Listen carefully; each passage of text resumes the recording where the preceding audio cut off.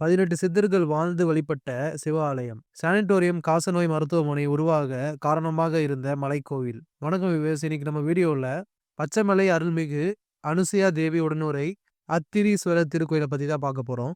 இந்த ஆலயத்தை பல சித்தர்கள் வந்து வழிபட்டதால் சித்தர்கள் வாழும் சிவமலை என்றும் பெயர் உண்டு.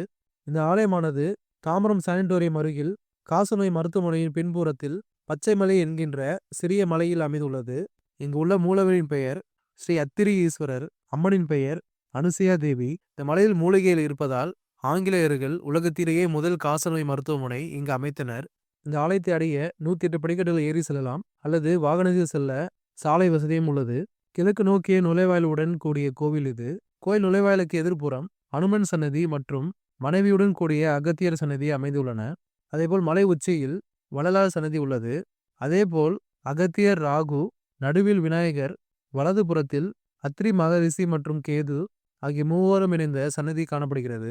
அதேபோல் ஒரு 10-15 படிக்கட்டில் இறங்கி சென்றால் பாதாளத்தில் நாகங்கள் பூஜை செய்யும் பாலாம்பிகை குகை கோயில் அமைந்துள்ளது.